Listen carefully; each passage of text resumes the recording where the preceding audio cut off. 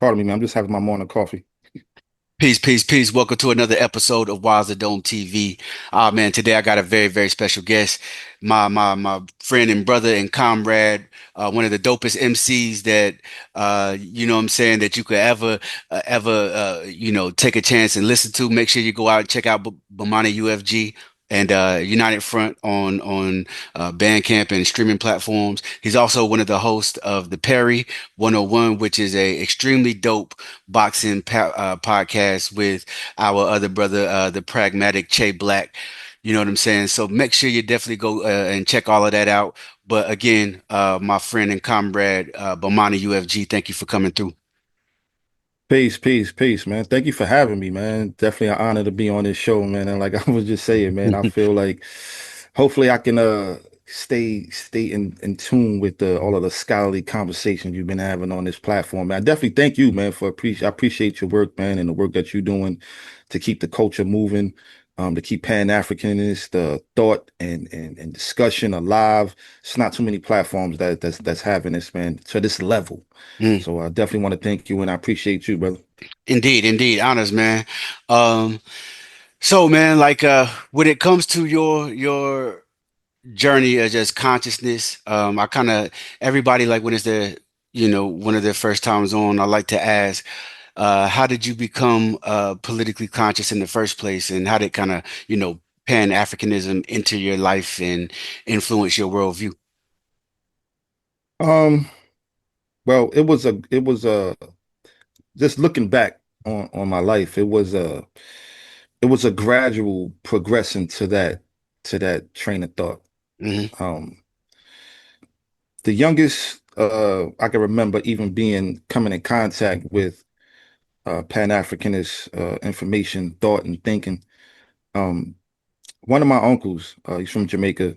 He used to call himself, well, he named himself Nkrumah Mm. after what I know now to be Kwame Nkrumah. Hmm. Um, and he would like at one point, my mom's and I was staying with him, and he was watching there was a show called, they used to come on called Like It Is. Rest in Mm. peace to Gil Noble. I had the honor Mm.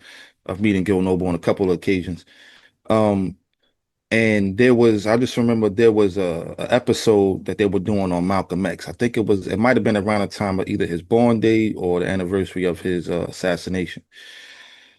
And I was so impacted just from that episode. Like Malcolm X was the first uh, African leader to capture my mind at Mm. such a young age. And the Hmm. episode it was focused around just his life leading up to his assassination, and it brought up the book, the autobiography of Malcolm X, as told to Alex Haley. So I went. There was a library around the corner from my house, so I went around the corner, went right to the library, asked for the book, got the book. It was a paperback. I remember I had the book, and I read the book first at 8 years old, and Wow. that was Wow. the first time I came across like I said, Pan-Africanist information. Hmm. Malcolm was the first person to impact my life. But my uncle, again, would walk around the house in his African clothes you know, and again, he was on it before I knew what I was Mm. looking at. Hmm. So I would say that was my first, uh, what you call it, the first time I came across that information. Yeah. But as I got older, I began to search for who I was because I was drawn to Africa. I was drawn to our struggle. Um, but I had to follow the breadcrumbs Hmm. that was being tossed at me. Like anything that dealt with any type of consciousness, I gravitated towards. I done studied everything, man. Like I had my moments of trying to study the Bible, thinking that Yeah. was the way, right? Just Hmm. growing up Christian, right? Hmm. Um, but I was also heavily influenced by Malcolm when it came to Islam. So at I want to say 14, 15, I started studying Islam, and I actually went to the masjid and they gave me my shahada when I was a Wow. teenager. Hmm. Um, But again, this is me still trying to search, thinking that this is, I'm walking now. I'm trying to walk in Malcolm's shoes, right? Yeah, yeah, yeah, for I even sure. I even thought about joining the Nation at one time. Mm. I grew up around a bunch of five percenters, the Nation of Gods and Earths. Um, I even did the Nuwapian thing for a minute, man. Like I don't went through every school of thought of consciousness that you could think of, man, just trying to find myself. But um what when Pan-Africanism really took its root in me and it stuck, and I really had a clear idea of what the discussion was. Yeah, yeah. Um, I was probably in my early 20s. Hmm. Hmm. I was a new father, newly married to my ex-wife. Shout out to my ex-wife. Um, and to be honest, it was music. It was Hmm. hip hop that really gave Hmm. me. Now, I grew up listening to, everything from Chuck D is one of my favorite MCs ever. Hmm. Ice Cube is top five to me of Hmm. all time. Death Certificate is one of my favorite albums. Absolutely. But when I heard Dead Prez Let's Get Free, Ah, man. that's when, like, I knew about some of the people they were just talking about in their music, the Asada Shakors and Matulus, and like I was aware of these people, but I didn't understand the history and the movement of what it was really about. So I got like heavy into reading. I Hmm. started studying. Hmm. And then I came across the likes of Kwame Ture, Hmm. Stokely, as some people call him Stokely Carmichael, peace be upon him. Hmm. I started coming across all of these different people just by hearing some of these people mentioned in Dead Prez's music.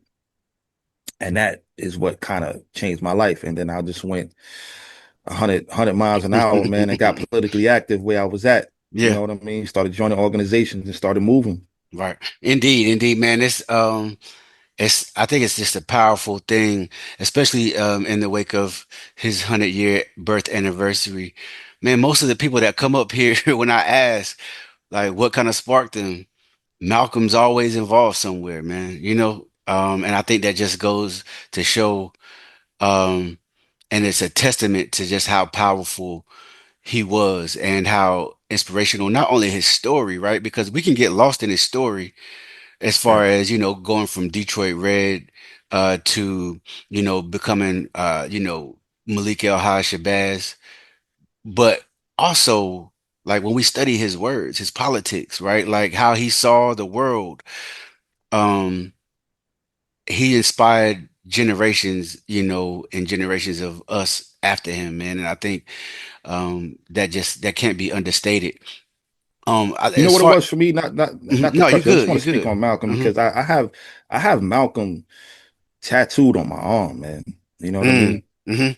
hmm. Um, I think really why people from our generation really was highly influenced and inspired by Malcolm because, man, we're coming from the generations prior to us had dad at home, Hmm. Hmm. right? We were probably like the first or maybe the second generation of black men who didn't have dad at home, most of us, Hmm. right? And I just remember watching him, like, growing up, and you going to elementary school, you hear about the Martin Luther King, right? Yeah. Martin Luther King, Yeah, right? yeah, yeah, You get the yeah. whole, you get the whole turn the other cheek, Yeah. Hmm. and all this and that. And I never gravitated to the idea of letting somebody put their hands on me, Yeah. and I'm just going to Yeah. turn the other cheek. Yeah. But when I heard Malcolm speak, Hmm. and he directly is addressing what became the popular ideology at the time, right? Which Hmm. was to turn the other cheek and be Christian about it, right? Um, he represented strength. He represented a manhood that just wasn't present in a lot of our lives growing up, Mm. right? Mm. Or at Right. least like it wasn't impacting it. But you might have had people who were probably strong in that way, but they wasn't impacting us. They wasn't delivering the message to us the way Malcolm was delivering it. It was the way he articulated himself, and how he stood. I just remember being when I was a kid watching him, just how strong he looked, when he was up at the podium speaking, he always represented to me like I always said like I want to stand like that. Like I really wanted to emulate him Hmm. from a young boy. It's like he stood up tall, he spoke strong in the face of the devil. Hmm. Hmm. And Hmm. again, I think he just represented a strength and a manliness that a lot of us who grew up with with our mothers and aunties and grandmas, it just wasn't very prevalent in our lives at the time. Mm. So for me, Malcolm definitely represented something for me to aspire to be. Um, a manhood the kind of manhood I wanted to represent and how I Yeah. wanted to carry myself. Yeah, yeah, Absolutely. yeah, hell yeah, man. Reminds me of that bar you got in on the joint we did together. Niggas manhood is lacking, you know what I'm saying? And Malcolm being a symbol of that for I think even cats, like even if you did grow up with a father or uncles or people are around, Malcolm can still represent that for you because Malcolm, again, he's like you like you mentioned, right? As we know, a lot of times when it comes to King, right? Um, we necessarily didn't know then, but the king that they gave us in school wasn't necessarily like the real king. The And real, right. and so when we got a hold of Malcolm, we were like, hey man, this resonates more with us because again, like you said, most people couldn't really get with the idea of, turning the other cheek. And even in real time, whenever you look at Kwame Ture and what Snick later became, and then the Panthers, like even then they were like, hey man, we're not going to keep up with this uh turn the other cheek thing. But the way I heard, I don't know if it was Toure himself explain it, but he kind of talked about how like they both benefited from each other's approach and not to see it as one or the other, as this was just two aspects of the same movement. You know what I'm saying? Right.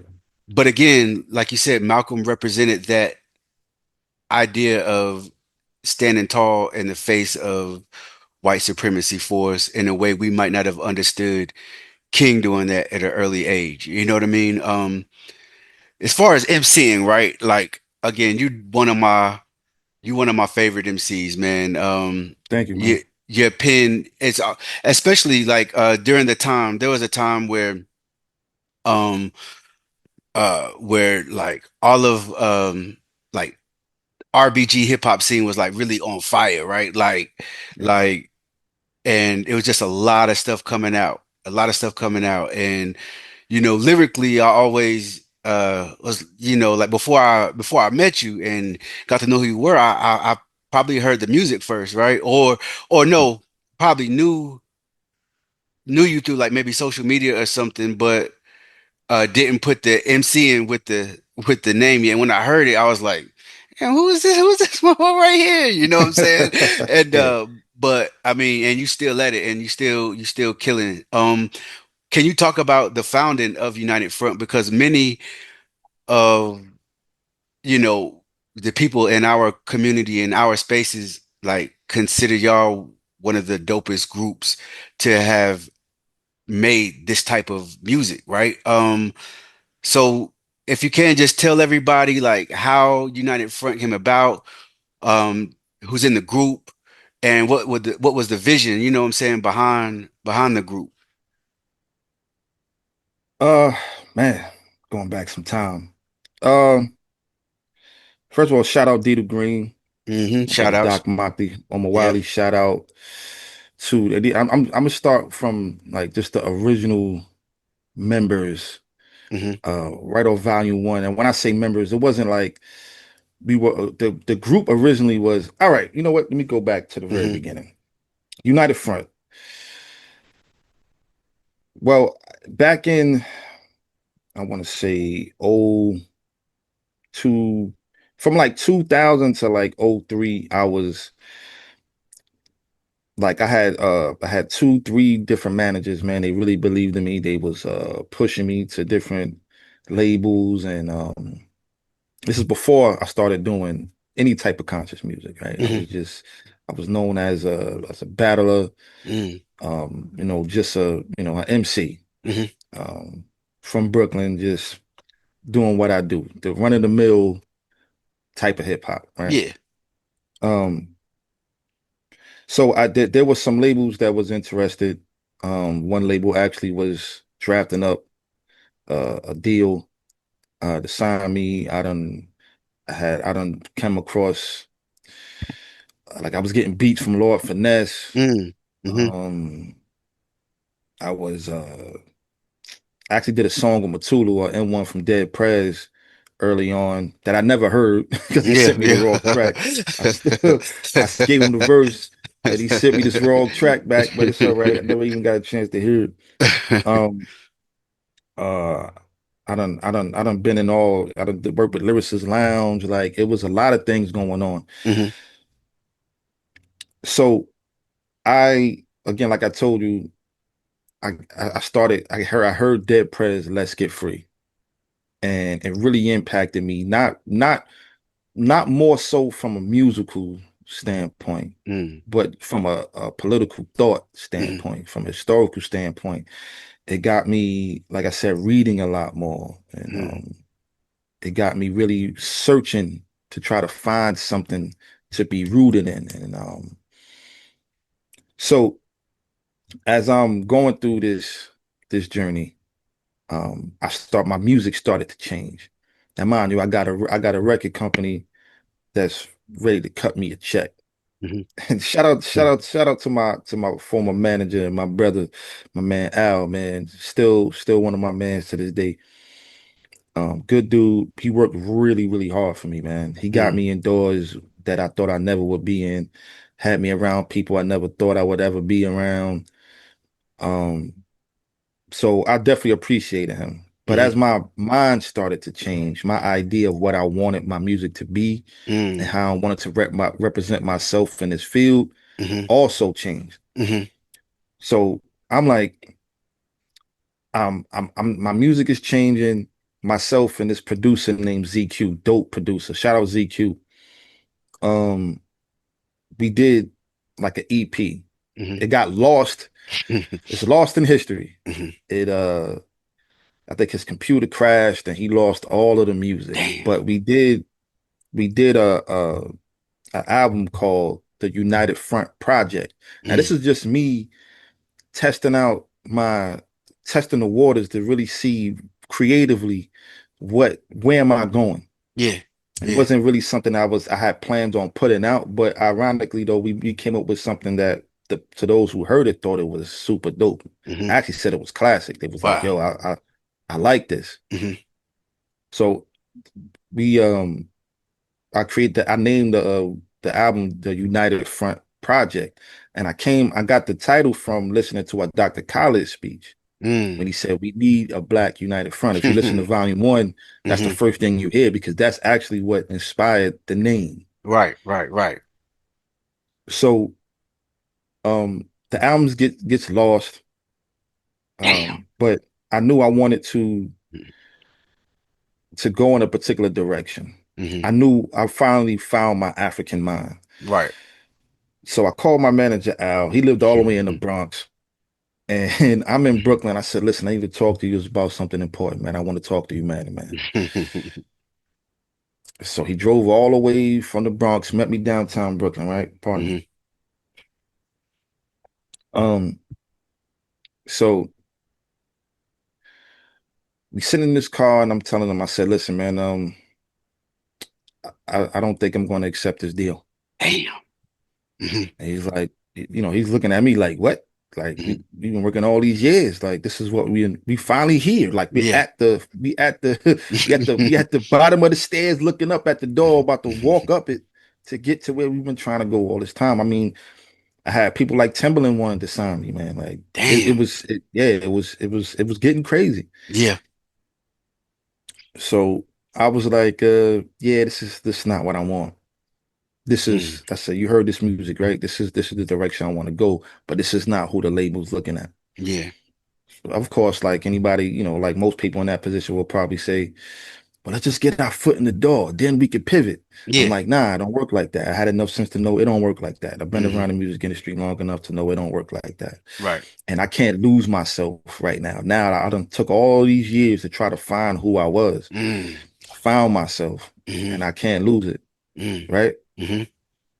He was upset. He respected it. But after he heard the music that we created afterwards, he was like, I see what you was talking about. Yeah. Yeah. But so United Front as a group, what happened was I was politically active. I was out there organizing. I was in the streets. Shout out to without naming no particular organizations. I don't want to, Yeah. I but got you. I could shout out a few people like rest in peace to uh man, brother Shemaringa Coltrane. Shout out to Omawali Clay. Shout out to my man Abdul Haq. Shout out to Devon Allah. Mm. Shout out to King Samir Shabazz. Even shout out to Sa. Yeah. Um, there was a lot of people who influenced me. Oh, hold up. Rest in peace to the Queen, to the Elder Viola Plummer Mm. and Rest in Sonny power. Abubadika Carson. Yeah, absolutely. Rest in power.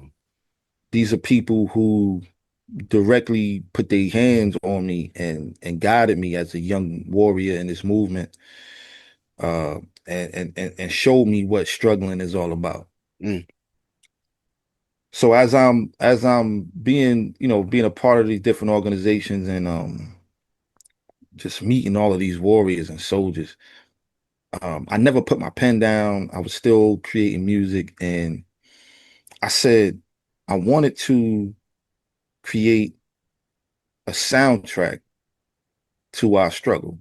Mm. It wasn't really about waking up the minds of Yeah. anybody. Yeah. It was Yeah. it was more so inspiring the soldiers on the front line That's already there. to keep fighting. Yeah. Um, hold on.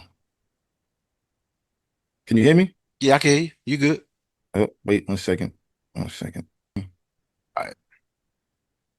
All right. Yeah, so I wanted to create a soundtrack to our struggle just by looking at what we were doing every day, how we were organizing, the struggles that came with organizing, and I wanted to create something to inspire the warriors on the front line. So I remember one day I did a lot of work uptown. I'm from Brooklyn, Hmm. and I did a lot of work uptown in Harlem. So one of the dopest MCs I've ever heard in my life lived in Harlem.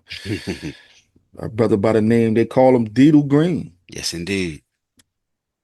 So I remember I went up there suited and booted, still got my uniform on. And if you let him tell a story, he said it was sometime in April, Yeah. right? After that movie, he was like, so I knocked on his door, go to his crib, we sit down, building, and I remember just telling him everything that I was involved in, what I was doing, Hmm. and musically what I was trying to create. And it's weird because he sat there. I probably spoke to him what might have seemed like an hour or more, Hmm. and he didn't say a word. Mm. He just sat there and just listened to everything I said, just kind of nodding. And I said, "Yo, I want to create a group. I want to do something musically that um I want to go somewhere with this, like Hmm. United Front." And I said, "Yo, you the dopest rapper, one of the dopest rappers I know. If you down, let's do it." And probably the first thing, and maybe one of the only things he said that day was like, "I'm with it." Now, Indeed. Green wasn't at the time, he wasn't politically active. He wasn't anyone that people would consider conscious to any degree. But as we were creating the music and as he was around me and the Omawali and different people, his consciousness started to Mm. grow. Hmm. So he kind of learned along the way, right? Hmm. Um, Me, I was like I said, I was already out in the streets, being active. So United Front initially started with myself and Dito Green with the assistance of Omawali. We had my man Ultrasound from the group Jiggy. I don't know if you remember the group Jiggy. He was on a few of our joints. My man Dow Jones or J1s. Um, it was a few people that just chipped in, man. And Yeah, then we met my man Smooth, who's an engineer extraordinaire. He done mix songs for like Terror Squad and like you can find him on the internet, man, doing interviews, man. Shout out my man Smooth. He was one of the first people that sat down and was like, I'm gonna make sure your sound is dope. beautiful. Like, and Right. he really believed in what we was doing. And my man Recca as well. Shout out Recca, Recka, man, one of the dopest rappers like you're here from the Lower East Side, man. Shout out the Lower. Um, so we had that first project was such of a collective effort. Um, I mean, even Dido's, you know, baby moms was there, like, and my wife, who we wasn't married at the time, but she started coming around. Her voice is even on the project. Mm. Like, it was such a collective uh effort that everybody became known as United Front. Yeah, yeah, Right? yeah, We was yeah, we were we yeah. was a family Right. that only began to grow as we started to move around, man. So yeah, that's how that happened, man. Initially, the United Front was basically inspired. The name was inspired by Dr. Khaled, and um, it it developed. It became more, and probably each project it became something more and something different. Yeah, indeed, man. It's such a dope legacy. Where can, while we're there, let everybody know where they can find those projects. You can find some of my music on SoundCloud. But if you want to buy or download our music directly, some of our old projects, www.ufasafo, that's UFASAFO.com, and you'll find our whole catalog, everything from Volume 1, The Moment's Revenge, Black Power, Manhood, Rap, That Lumumba's University Revenge, man. Avenues. That was oh man, that was that one that man, that's yeah. I mean, all them joints is great albums, you know what I'm saying? But that Thank you. Lumumba Revenge came out at a time where like I needed some music like that. You know what I'm saying? Mhm. Um, but to get back to the music, you know, and again, during that time there was a lot of I guess a lot is relative, but RBG RBG hip hop was really popping. It was really shining. And it's still, I'm not saying that it's not now. I'm just saying like the movement felt like it's musically felt really fresh. A lot of artists from different places all around the country, even world, you know what I'm saying? Were doing their thing. And you mentioned before, you wanted to make a soundtrack to those who were on the front line. Um, in your eyes, what does it mean? What are some of the goals of, I guess, the marriage between Pan-Africanism and hip hop as an art, right? Like, how does it differ from, because again, you kind of even mentioned, hey, I had offers from major labels, could have worked with Timbaland, and this kind of thing. And you knew that once the idea of getting your foot in the door and then pivoting to Lumumba's Revenge from something that was maybe more just battle oriented. I got better skills than you type of thing, right? Um, that's not always something that's possible within the industry. But with that said, like how Pan-Africanism in hip hop, right? What's the goal? What's the goal of this type of music for the Pan-African artists? Um, because I always kind of go back to what Baraka talks about, within the Black arts movement Mhm. about, the goal of art being to elevate the consciousness of the people. You've had other people of that time in the 60s who were politically educated who talked about the goal of art, not just music, but paintings and whatever you consider art, right? All that Right, shit is political. I know I right. didn't mean to get long-winded, but as far as hip hop goes, what's the goal of Pan-Africanism and Pan-African MCs doing their thing within hip hop? Um, I can speak to what was our goal. Mm, I think every artist have different goals. They have different inspirations and different reasons why they do what they do. hmm I will say um when me and Green was having that discussion and he agreed to be a part of the group or form a group, should I say, with myself. Um, the first thing was we can't be whack.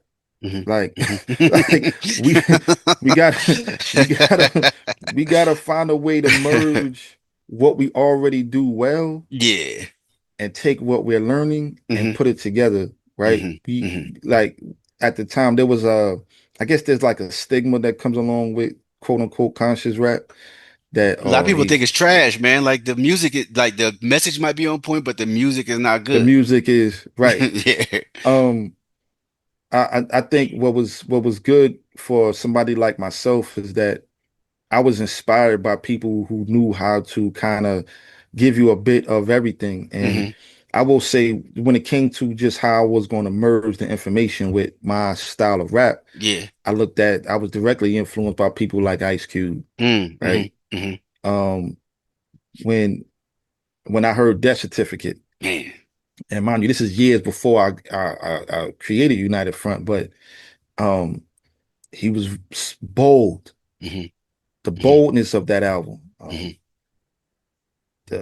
He had the stomach, he had Yeah. the strength to speak in a way that was directly to this cracker with disrespect too, Right. With a right? lot of disrespect. A Yeah, lot of yeah. disrespect.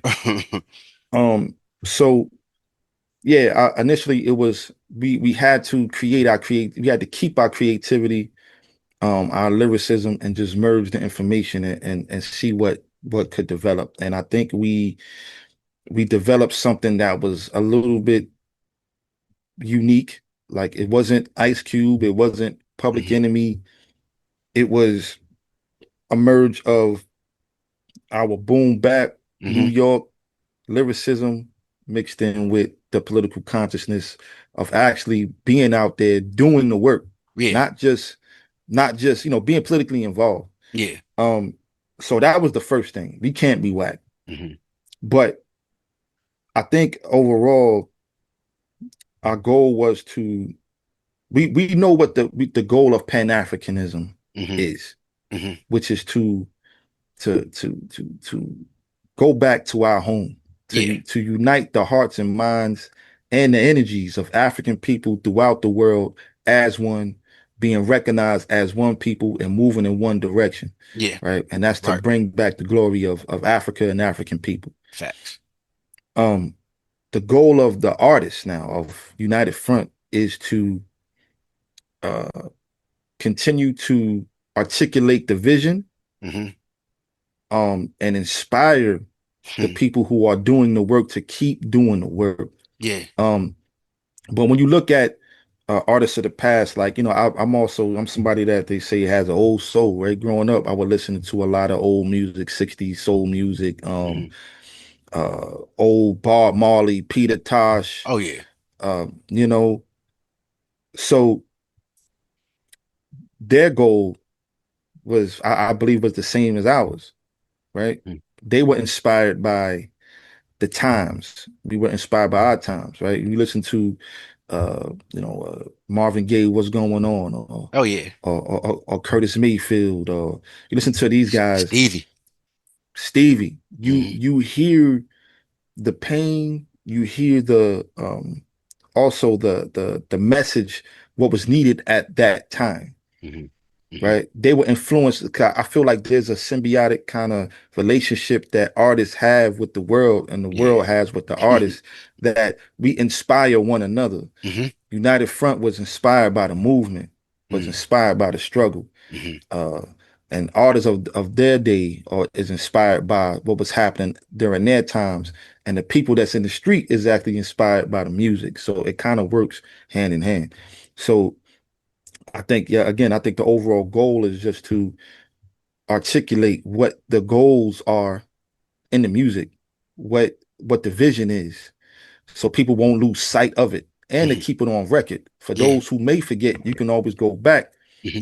and whatever medium you absorb art, whether that be literature, whether that be, like you said, paintings, Hmm. whether that be music, you get to go back and recapture what the vision actually is, because Hmm. sometimes we get lost, Yeah. right? Yeah. Nah, man, that's very, very well said, man. I definitely appreciate that analysis.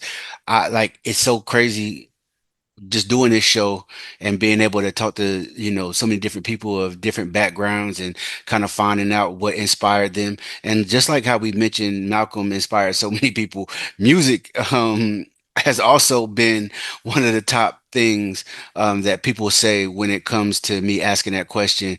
Um, I've heard everybody from, you know, uh, Public Enemy, Dead Prez, Immortal Tech, Wu-Tang, Brand Nubian, like, and that's just the power of music. You know what I'm saying? And Mm. and I appreciate what you guys and what you yourself have done musically because seriously, having especially the more our consciousness grows. Don't get me wrong.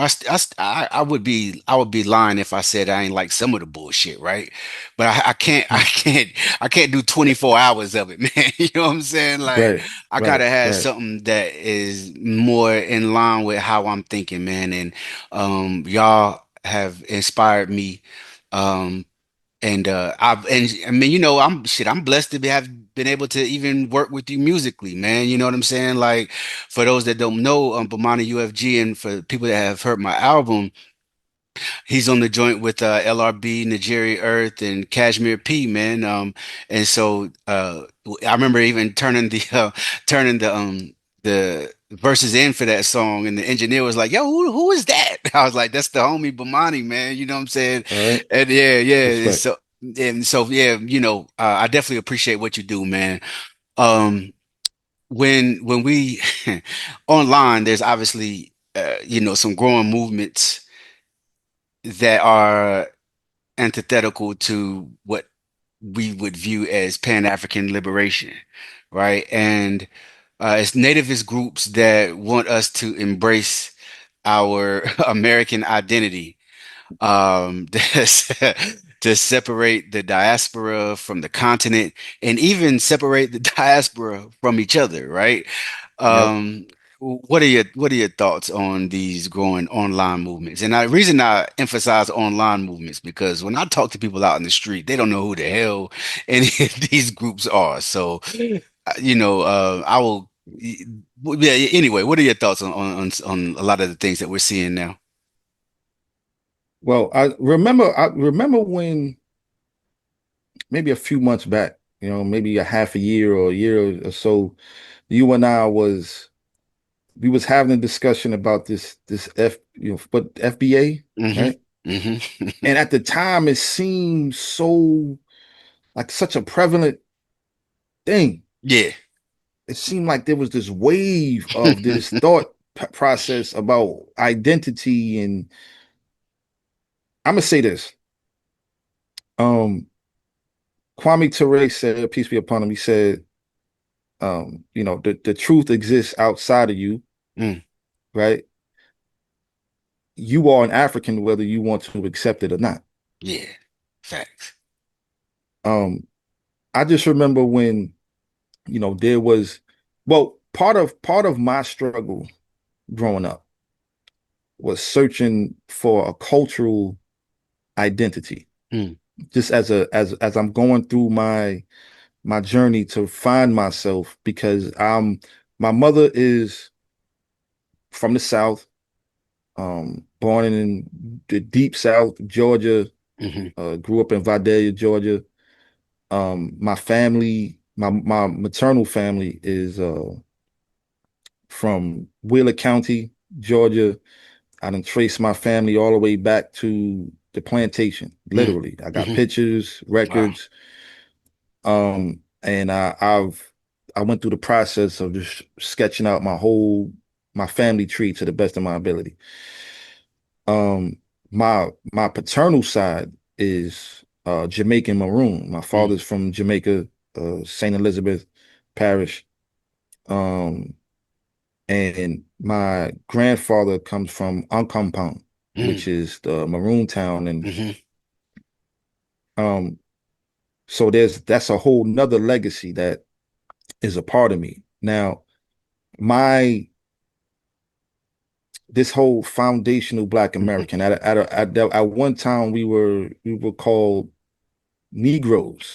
Yeah, yeah. Negroes changed to African American. hmm Um, and now we're foundational Black Americans. Now, of course, Negro was a way that Europeans used to describe basically our color, right? hmm African American, I can at least begin to understand the thought process behind that label or that Yeah, cultural identity, right? right. But African is first Yeah.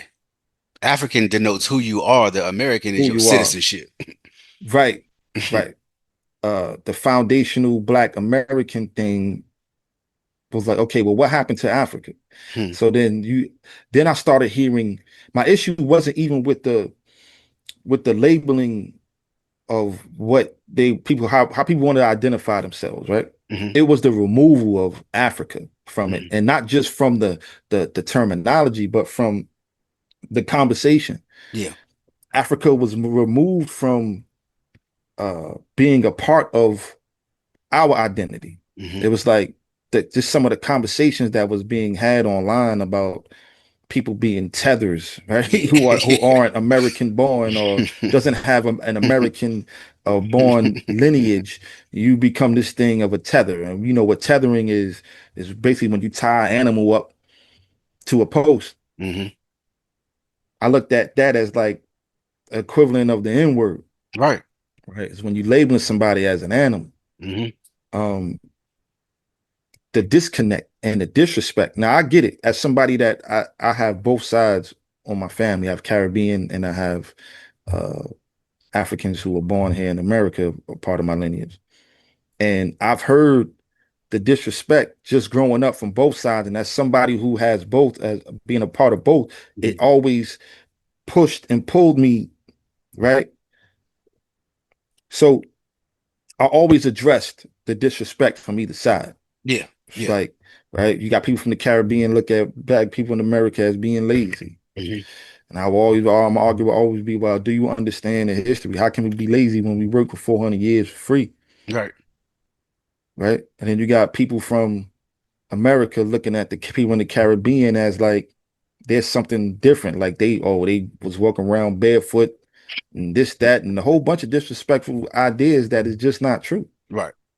So I always felt the need to address that. And that's the same thing with this FBA conversation. It's like I get people in America, like I said, growing up, my part of my struggle was searching for a cultural identity. hmm And that's why I ran and or should I say I found my African mind. Right. Um, and I realized I wasn't Caribbean or American. I'm African. hmm hmm Um, but the thing is with this FBA thing, it became so divisive. And but I understand people's want and need to find, search, and mold a cultural identity for themselves Yeah. outside of, right? Because I will say part of my cultural pride growing up came from more from my Caribbean side. hmm Because that's only because I didn't recognize my quote unquote American side as being cultural, Yeah. right? Yeah. It was kind of like I looked at it as struggle more so as culture. hmm But coming my people from the islands, like we got music, the food, and we come from this beautiful island, and this we got our own flag that wasn't an American flag. hmm So, people in America are searching for an identity and they feel like the identity is being attacked by mm outside forces and it's stripping away of what we contributed to society. Right. I totally get that. But my mind frame is okay, well, quote unquote Black American culture is African culture being expressed in America. Yeah. Caribbean culture is African culture expressed in the Caribbean. Hmm. It's still African culture. Right. You understand what I'm saying? Right. It's no need to take away the Africanness of what we do. Hip hop is an African creation, Hmm. right? Hmm. Jazz, the blues, these are African creations, Yes. right? Because Hmm. even if you go to the continent, there are many cultures in Africa. This it's not monolithic. It's not one culture. Right. It's many different cultures, and it's all African still. Yeah. Throughout the diaspora, African culture looks different in Right. America than it do in the Caribbean, than Right. it do on the continent in South Africa or in uh, uh, uh, Zimbabwe. Hmm. The culture looks different Hmm. as you move around. Hmm. So I just think in the process of us trying to identify ourselves as a unique culture, there is people who either don't know no better or got ulterior motives that put information or put the ideology out there to strip ourselves away from our African culture and our African brothers and sisters throughout the diaspora, and that's totally anti-Pan African. Oh yeah, absolutely. And well said, man. It's like you know, like Carlos Santana. He mentioned and who uh he mentioned that, the root and basis of his music is an African root. Roy Ayers mentioned the same thing. Bob Marley would have, said similar things. And these are people from all different parts of the diaspora, right? And so that it's all that music sounds different, right? Like you might hear Right, salsa, uh, jazz or hip hop and R&B and reggae, like, but these are our expressions and the root is one. And I kind of look at it like, and like how you mentioned, I'm glad you gave that nuance as well, because I think that addresses a lot of what kind of drives people to these reactionary groups like FBA and ADOS. And the thing is, it's based on what colonizers have always done, right? Like they'll go into a place in Africa, they'll uh, pit one group against the other, maybe give one favor or power over the other, um, begin to control the resources, take over the land, and they're able to maintain power because the two colonized groups, who are literally the same people, are fighting each other, right? And so whenever we look at the relationships of the diaspora, in a lot of cases, that's exactly what it is, right? And so these are things that I think could be resolved by going through the process that you mentioned earlier of decolonizing your brain and studying what real Pan-Africanism is, and understand that it's not a utopia. There's work to be done. There's relationships to be mended and fixed and right, grown. You know what I'm saying? It's right, Pan-Africanism is the goal. That's what we're looking for, right? It's not a thing to where we have realized it and it doesn't work. This is what we're right. working towards. You know what I'm That's saying?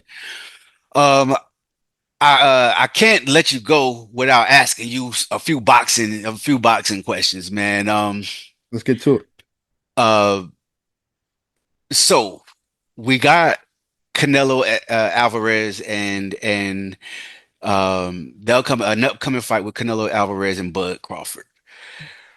Two things. I saw an interview today, or no, yesterday with a few boxing analysts, and they were going over whether this is a legacy fight for both of them. Would you consider this a legacy fight for Canelo and a legacy fight for Bud?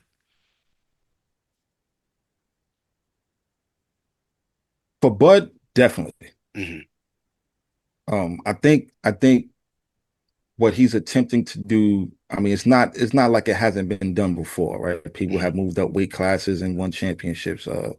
Probably the most the person who probably jumped the most weight from weight class to weight class would be Roy Jones, right? Right. Going from Right. light Heavyweight. heavy up to heavyweight, bro. Hmm. So it's been done before, but I just with the accolades that he's already accomplished, right? The two-time undisputed champion, Hmm. moving up to become a three-time undisputed champion, Hmm. not just moving up. Technically moving up two weight classes, but if you being real, he's moving up three weight Hmm. classes, Right. right? Because he only had one fight To at 154, right? he only had one fight at Yeah, 154. yeah, yeah. So he's moving up three weight classes to fight arguably one of the one of the best Mexican fighters Mhm. ever. Right. One of the most accomplished for sure. Hmm. Um, and let's be real, one of the best fighters in the world today. Like we can't even. I mean, people say what they want about Canelo, some of the gifts he may have had decision wise, but he's definitely like I have him on the pound for pound list. You Oh yeah, for can't sure. not have Canelo on your pound for pound Right. list, right? The guy is skilled. Um, so it's a definitely a legacy fight for Bud. I think for Canelo, it's he's kind of in a lose-lose situation. Yeah. Yeah. If he beat Bud, it's like, well, he moved up all the weight classes. You're supposed to beat him. If he loses, it's like, whoa, you lost to, you know. Hmm. I will say this is kind of reminiscent of the Floyd fight in the sense of this is probably the most skilled brother that Canelo has fought since Floyd. Yeah. Um, the skill set is similar in the sense of, well, no, let me rephrase that. The skill set is actually not similar, but the accomplishments and the level of greatness over over the course of their careers are similar. Floyd been at the top of the game from, you know what I mean? Hmm. And but yeah, they both kind of been at the top of their games Hmm. throughout their careers and recognized as one of the best fighters, if not the best fighters in the world. I got Crawford number one on Yeah. my list. For Bud, definitely a legacy fight. Canelo is in a lose-lose situation. So let me ask you this You though. know, Let me ask you this, man, because I mean, as you know, there's weight classes for a reason, right? right, Jumping up three weight classes, obviously is a jumping up one class weight class is a big deal, right. but jumping up three with somebody who can punch, I mean, does And it's Crawford, skilled. yes, Like and his Canelo is skill, skilled. Yeah. does does Crawford have can does Crawford have a chance, man? Like, I mean, I hate to, we all want Crawford to win, right? But jumping up three weight classes against a skilled fighter that can punch, although he hasn't knocked many people out lately, but I think that might be due to what um, I don't know if he I don't want wouldn't want to say he lost a little juice, but no pun intended.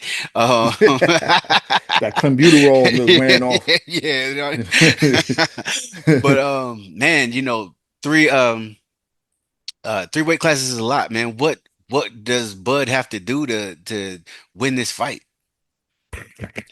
Well, I will say I am picking Bud to win this fight, but I'm gonna be honest, I'm picking with my boxing mind because I feel he got the skill to pay the bills, but I'm also a lot of it got to do with my heart. Yeah, yeah. Right? I'm a, I'm a big Crawford fan, so like I'm rooting for Crawford to win this fight. Hmm. But I can see him winning. Hmm. How he wins, well, Canelo's been known to have one of the strongest chins in the Yes, sport of boxing. Like yes. he probably got one of the best chins I've ever seen. I think the last time he was hurt was against Miguel Cotto's brother, I think it was, Mm. like early in his career. The last time I even seen him, like, you know what I mean? Hmm. Stumbling. Right. So I don't see Crawford winning by knockout, but I can see him outclassing Canelo. Hmm. I think he has a lot of skill Based off some of Canelo's last performances, particularly that last fight. Um, he still knows how to cut off the ring, but if he feels something coming at him, if you put a little bit of a doubt on him, like he gets a little bit Mhm. gunshot. Um, but I can see him trying to walk down Crawford, considering the size difference, which I don't think is that much of a size difference if you saw That's them what I at was the going to face ask you. off. Like Crawford looked like he's been preparing for this moment since his last fight, Mhm. right? He's bulked up, he's Mhm. looking thicker paws, like he's looking stronger, he's taller, he's younger. Mhm. Um, no, I'm lying. He's older. Excuse me. He's actually older than Canelo by like 2 years. Oh wow, Um, wow, damn. yeah, he's like 2, 3 years older than Canelo's. I Canelo's think older in boxing 30. years though, right? Because he probably Yeah, what he's he's yeah, yeah. Mhm. yeah. So I think for Crawford to win, he has to use the skills that he already has. His ability to switch stances, his ring IQ. He does have, particularly if you watch the Errol Spence fight, his ability to counter, to make you miss and counter from both stances. Mhm. Um, he has his vision. I think he has one of the best eyes Mhm. in the sport of boxing. And what I mean is he can see what you're doing, what Mhm. you're attempting to do with your feet, because your Mhm. feet really tell a story what you're trying to do with your hands. Mhm. Right, So right. he can see what you're doing and set you up thinking you're gonna do what you want to do, but I'm gonna do what it is that I want to do. I'm gonna turn what you think is a strength into a weakness. Um, so he has an extremely high ring IQ. So I think him using the ring, boxing, and at the same time, I think he's going to really show just how strong he actually is, not necessarily with his punching power, Yeah, but more so with his ability to move Canelo.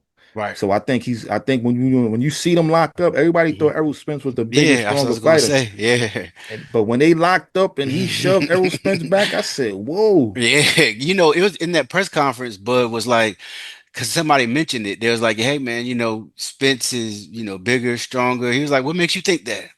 And Bud is a underrated. Well, his strength is underrated. You know what I'm saying? And yeah." you're right. He was moving Errol Spence like it was nothing.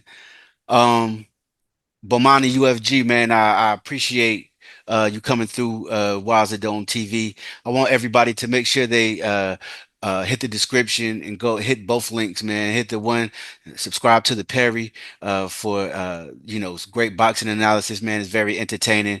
Got some really, really, really dope content on there.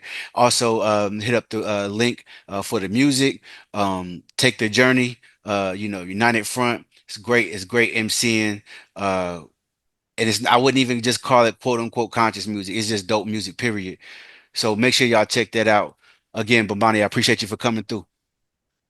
Thank you, brother, for having me, man. Peace to Wise the Dome TV. I appreciate you and everything you do. You're not just my comrade, you my brother. You know what I Indeed. mean?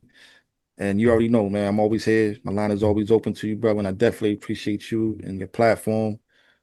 Peace. Peace, God.